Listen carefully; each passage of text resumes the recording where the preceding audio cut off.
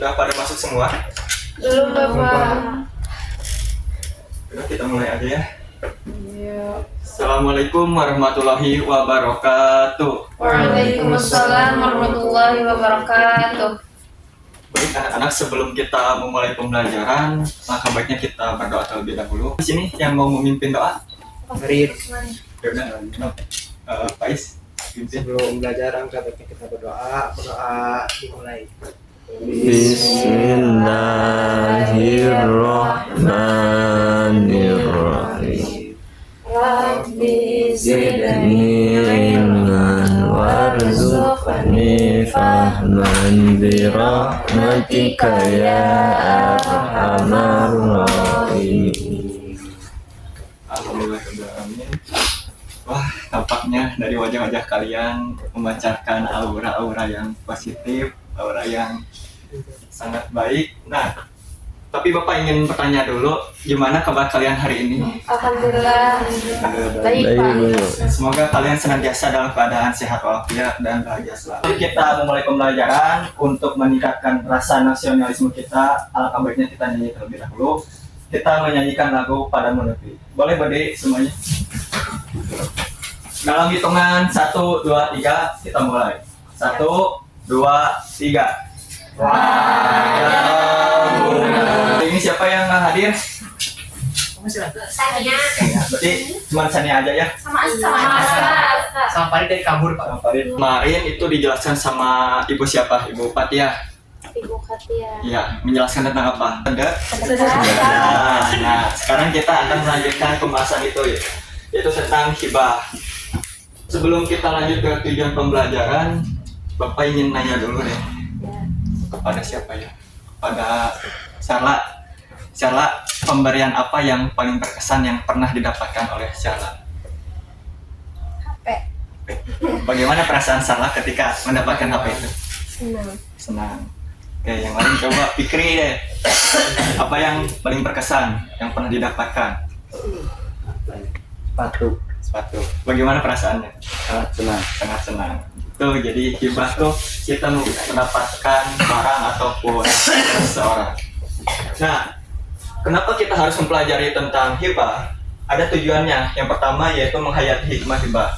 Jadi setelah teman-teman itu kalian mempelajari hibah, kalian tuh akan menyadari bahwasanya hibah itu bukan hanya sekedar transaksional, kita memberi ataupun kita menerima barang, tapi dari hibah ini sendiri kita itu bisa merasakan bahwasanya hibah itu ada manfaatnya, terutama yaitu bisa meningkatkan kasih sayang, rasa solidaritas ataupun rasa persatuan. Nah, itu hikmah hibah. Jadi pertama kalian akan menghayati bahwasanya hibah itu ada hikmahnya. Lalu yang kedua, menjalankan sikap peduli dan menghargai orang lain. Nah, seperti tadi itu rasa kasih sayang, kemudian persaudaraan itu adalah bentuk dari sikap peduli kalian terhadap teman, saudara, ataupun orang-orang yang ada di sekitar kalian, dan juga bisa sebagai bentuk menghargai dari orang lain. Kemudian yang ketiga, menerapkan ketentuan hibah. Nah, tujuan pembelajaran yang ketiga ini, teman-teman tuh kalian akan menerapkan apa saja yang menjadi ketentuan dalam hibah, syaratnya apa saja, rukunnya apa saja, macam-macamnya apa. Nah, nanti kalian akan menerapkan ketentuan tersebut. Dan yang terakhir yaitu mempraktikkan hibah dalam kehidupan sehari-hari. Sekarang kita simak dulu video ini. Nah, dari video tadi, coba siapa yang bisa menyimpulkan dari video yang tadi? Si penjahatnya itu bilang mau sedekah, tapi dari judul videonya hibah. Jadi mana maksudnya hibah atau sedekah? Bedanya apa? Jadi bedanya itu kalau misalkan sedekah itu diberikan kepada orang-orang yang benar membutuhkan, seperti fakir ataupun miskin. Sedangkan kalau hibah itu bisa kepada siapa saja, seperti tadi tukang bakso ataupun orang-orang yang membutuhkan yang lainnya. Itu perbedaannya. Kemudian dalam pertemuan kali ini kita akan membahas 5. Yang pertama pengertian hibah, kemudian syarat dan rukun hibah, kemudian hukum dan dalil, 4 mengambil kembali hibah, dan yang terakhir itu macam-macam hibah. Nah, pertama pengertian hibah. Hibah itu berasal dari bahasa Arab, hibatun. Berasal dari hibatun, yang artinya itu adalah pemberian. Kemudian secara istilah hibah itu adalah pemberian sesuatu yang dilakukan oleh seorang ketika masih hidup kepada seseorang secara cuma-cuma tanpa mengharapkan apa-apa kecuali ridha Allah. Jadi hibah itu kita memberikan sesuatu barang ataupun harta kepada orang lain tanpa mengharap apapun, bebas kepada siapa saja, dan kita hanya mengharapkan ridha Allah Subhanahu wa taala. Jadi apa cenah hibah itu? Ada yang bisa menyimpulkan lagi? Pemberian tanpa mengharapkan imbalan apapun. ya, pemberian kepada seorang tanpa mengharap imbalan apapun. Itu pengertian hibah. Kemudian hukum dan dalil hibah. Nah, hukum asal hibah, para ulama itu sepakat bahwasannya hibah itu adalah mubah ataupun boleh. Sebagaimana sabda Rasulullah. Ini bapak sekali, nanti kalian ikutin sekali ya. Bismillahirrahmanirrahim. An Abi Hurairah anna Rasulullahi An Abi Hurairah anna Rasulullah sallallahu alaihi wasallam sallallahu alaihi wasallam kana yaqulu yaqulu ya nisa'al muslimati ya nisa'al muslimati la tahkiranna la tahkiranna jaratun li jaratiha jaratun li jaratiha walau firsina walau firsina syatin. syatin. Coba siapa yang mau membacakan artinya? Boleh? Dari Abu Hurairah radhiyallahu anhu bahwa Rasulullah SAW bersabda, janganlah seseorang menganggap remeh tetangganya meskipun hanya dengan pemberian berupa teracak kambing. Nah, jadi dari dalil ini tuh hibah mau sebesar apapun ataupun sekecil apapun pemberiannya itu jangan pernah kita meremehkan. Misalkan si ini mah cuma ngasih segini, saya mah nggak suka ataupun saya mah nggak nerima. Nah, jangan sampai seperti itu. Mau besar ataupun mau kecil, yang namanya hibah itu harus diterima dengan lapang dada. Nah, hibah itu bisa menjadi makruh. Kan tadi asalnya itu mubah. Kalau makruh itu, jadi misalkan, siapa namanya yang pakai kacamata? Farid. Misalkan Farid ini ngasih mainan ke Faiz. Nah, tujuan Farid ini ngasih mainan ke Faiz itu tujuannya agar dilihat oleh orang lain, atau bahasa Arabnya apa disebut? Ya. Nah, maka yang tadinya hukumnya mubah ataupun boleh menjadi makruh. Nah, kemudian syarat dan rukun hibah yaitu ada berapa? Coba boleh dihitung? 3. Satu lagi di bawah. Empat ya. Udah kelihatan, Pak. 9. Empat. Nah, rukun yang pertama itu orang yang memberi wahib. Nah, orang yang memberi ini dengan syarat balik dan berakal. Jadi balik itu udah cukup umur, dan berakal itu orang itu cakap. Jadi punya kemampuan untuk membelanjakan harta ataupun melakukan sebuah transaksi penerimaan ataupun memberi hibah itu sendiri. Kemudian yang kedua, syaratnya itu atas kemauan sendiri. Jadi bukan karena paksaan orang lain. Misalkan Farid ngasih tadi barang kepada Faiz. Nah, atas kemauan sendiri tidak. Iya.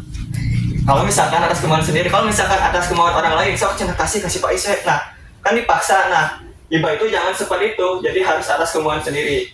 Kemudian yang ketiga, dibenarkan oleh hukum. Jadi tindakan yang dilakukan oleh Farid itu harus benar-benar selaras dengan hukum, yaitu undang-undang. Jangan sampai ada yang melenceng dari undang-undang. Kemudian yang kedua yaitu orang yang menerima hibah ataupun mauhub lahu dengan syarat yang pertama sudah ada di tempat akad. Nah, kalau misalkan tadi itu kondisinya itu ataupun keadaannya itu sebagai mauhub lahu tidak ada di tempat akad, maka hibahnya itu menjadi tidak sah.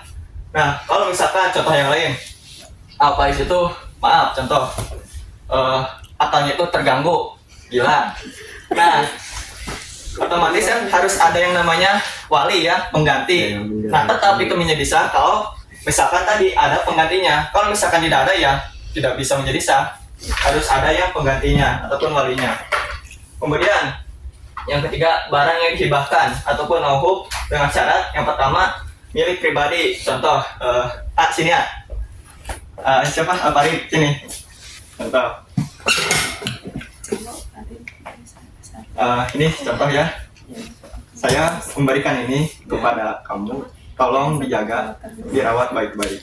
Nah, teman-teman, lihat. Ini barang milik pribadi, milik saya. Saya berikan kepada Pak Rid. Benar ya. Nah, barang itu harus ada ketika akad. Jadi jangan sampai mau memberi tapi barangnya tidak ada, atau hanya sekedar fotonya aja atau struknya aja. Jadi harus ada wujudnya dan harus milik pribadi. Kemudian memiliki nilai ataupun harga. Nah, ini harus ada nilai, itu bukan hanya mahal harganya, Murah. tapi harus ada manfaatnya, bisa digunakan. Nah, dan yang terakhir, barang itu boleh dibolehkan oleh agama. Ini boleh oleh agama, tidak dilarang. Jadi Ini jimat pak. barang ini saya serahkan kepada Anda. Dari dukun. Benar ya. Ambil. Ya. Ambil Rid. Kosong lah. Akad atau ijab kabul. Nah, ini adalah rukun yang terakhir, yaitu ada akad atau ijab kabul dengan syarat tadi. Dengan syarat akad itu harus diketahui oleh kedua belah pihak dan harus jelas juga akadnya. Itu adalah rukun dan syarat. Ada berapa rukun? Ada apa saja? Orang yang memberi, kemudian orang yang menerima, ada barang, ada ijab kabul. Nah, mengambil kembali hibah. Sebagian besar ulama berpendapat bahwa mencabut hibah itu adalah hukumnya haram. Sini lagi ya. Bawa barangnya. Bisa hak milik pada. Nah, kalau misalkan saya mengambil kembali, ini tuh hukumnya haram. Tidak boleh. Tapi kalau misalkan hubungannya itu orang tua dan anak, misal saya bapaknya, ini anaknya. Nah, saya ambil lagi barangnya. Boleh. Nah, itu boleh kalau misalkan hubungan antara orang tua dan anak. Kemudian yang kedua, ada unsur ketidakadilan. Kalau misalkan tadi Alfahri itu anak pertama, lalu ada Alfaiz anak kedua. Nah, Alfaiz ini tuh merasa iri, kenapa saya tidak diberi, cenah saya juga mau. Nah, kalau misalkan ada seperti itu, boleh diambil kembali barangnya, begitu. Tidak bisa dibagi dua, jadi diambil aja, begitu. Terus yang ketiga itu menimbulkan iri hati dan fitnah dari orang lain itu, jadi di luar hubungan orang tua dan anak. Kalau misalkan ada yang iri hati, itu hibah boleh diambil kembali.